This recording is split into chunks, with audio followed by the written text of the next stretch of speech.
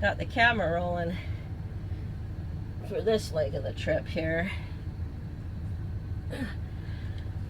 because it's really beautiful, spectacular. Look at that view out there with the clouds, and we're going to be getting into the sun, and everything is absolutely fantastic. All right, back on the road. This is called a Pipe Spring National Monument, and there's a visitor center up here. I don't think I'm going to stop though. It didn't really seem like much. I drove past it once. However, just driving is spectacular, so don't really care to stop, other than I wanted to stop so I can reposition my phone and get it recording again. You want to go from Kanab to Hurricane, Utah, you actually have to drop down into Arizona and take this little road around.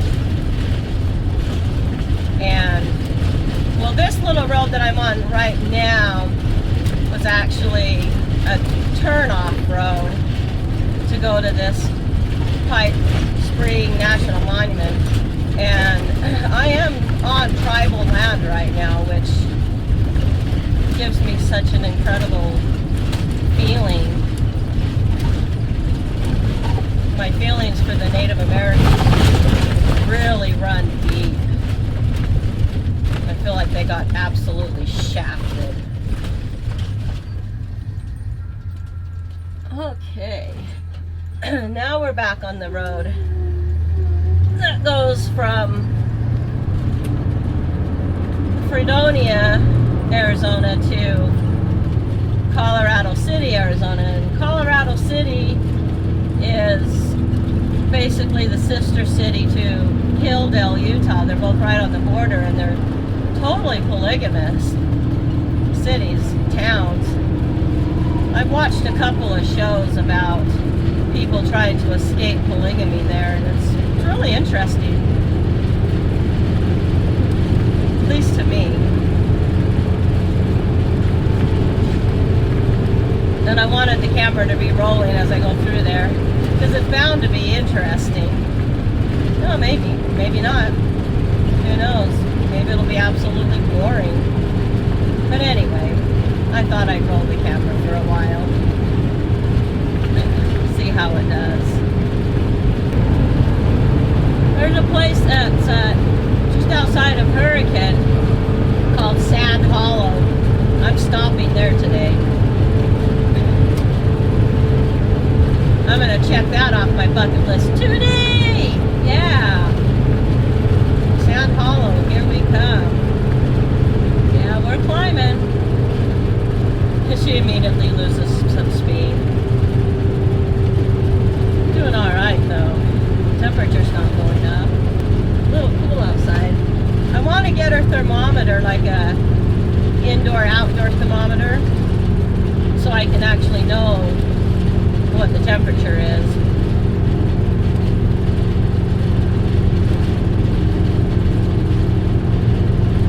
Beautiful.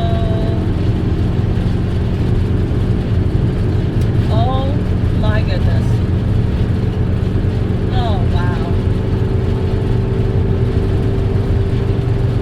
Climbed up to like a big plateau or something. This is amazing. I can see why you have to go down and around.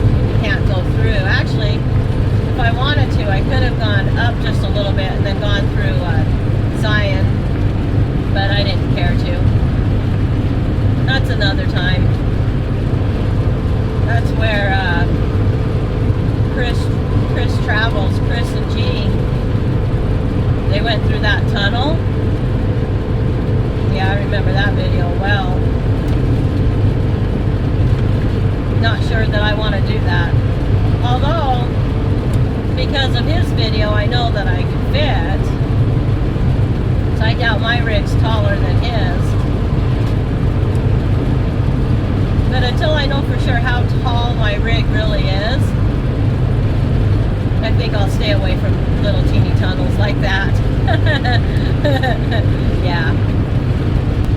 Elevation, 5,000 feet. I think we're coming into Polygamy Town, Colorado City. No, Colorado City, 3 miles. Okay, so whatever this is that we're passing through, I guess it's not Colorado City.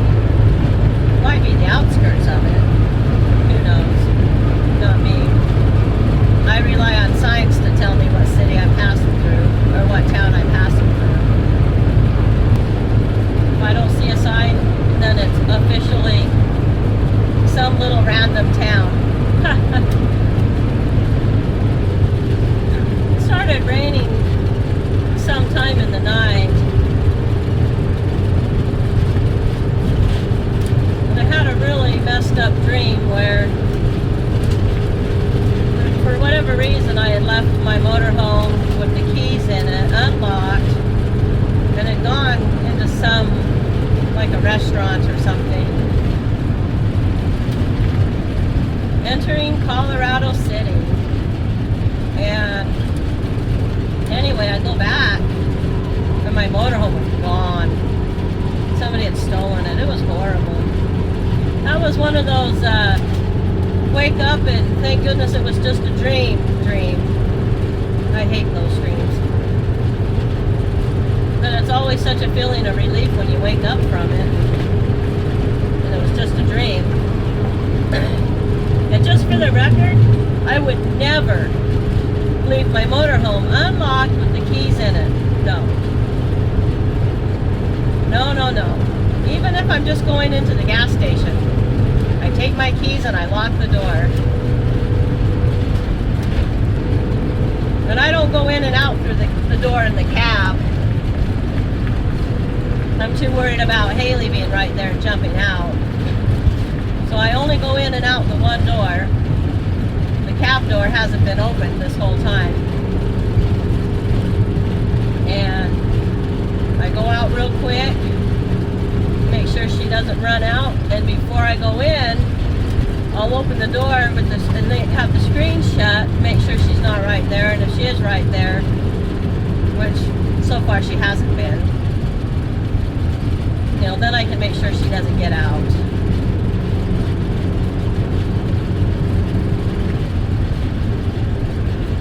I pulled into Kanab last night, and after I got it parked and got it shut down, I closed all the windows up and started calling for Haley, and she didn't come out, and she wasn't saying anything, and she wasn't making any noise, and she wasn't even rattling the little bell on her collar so I could hear her. And I was getting a little worried. And yet I knew that she hadn't gotten out because I'm so careful. And it wasn't until I sat down with my box of crackers that she came out.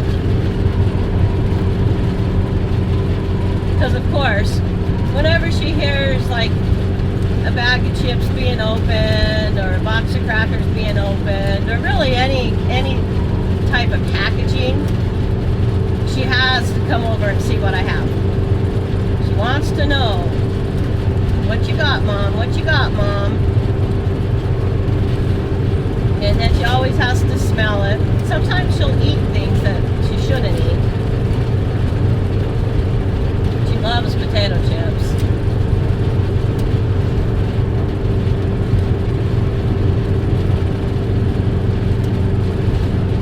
And so the box of crackers did it, brought her out, and I was so thankful to see her. I was like, oh yay, Haley. And now we're entering back into Utah. Hilldale. Well, there's more here than I thought.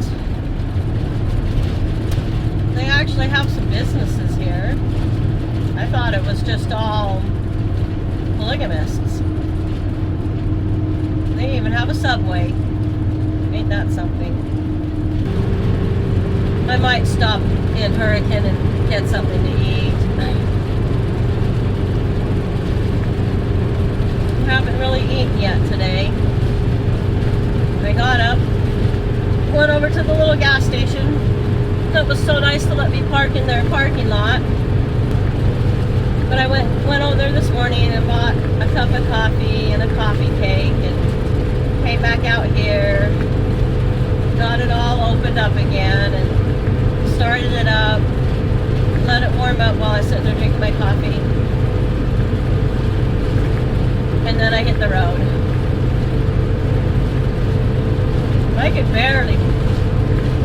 barely function in the morning until I've had coffee. I don't know why it is. It's like I wake up with massive just brain fog every morning. I'm so brain dead in the morning. It's terrible. And I'm not a morning person at all. But when I woke up this morning and saw that it was daylight, I was up. It was like 7 o'clock in the morning. That's the earliest I've been up in a long time.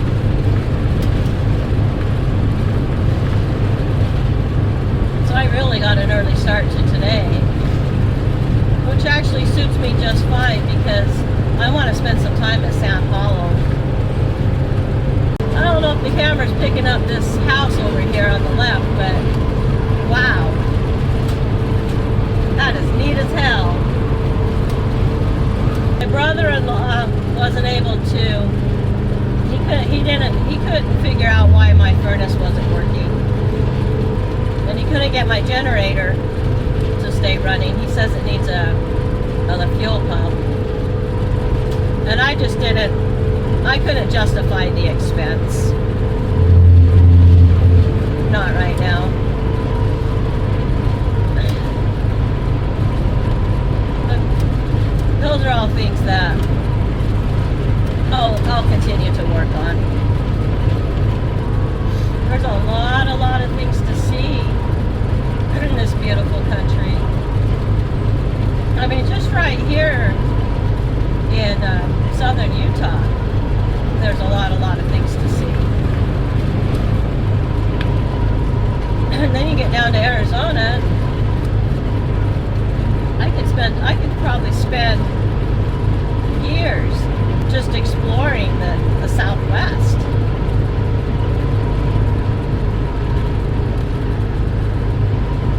And never get bored.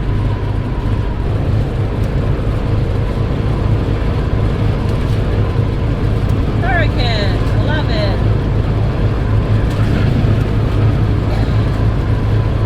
Well, we're like heading like straight for this bluff mountain. But it's hard for me to call it a mountain because of the mountains around Salt Lake. You know, those are mountains. These, I think I'll call these bluffs. That's what they look like. And it looks like we're gonna go in between the two. Maybe? That's the beauty of going on a road that you've never been on before. You get to see new and exciting things. I just happen to be taking you guys along for the ride. Yep. Looks like we're skirting right around this one. Hurricane Valley. Elevation 3,900 feet. Somebody was motivated. Sandblasting this road through this rock. Yeah. Holy cow, I just took a glance down over my left-hand side and wow. That's crazy. It's like sheer cliff. And welcome to Hurricane.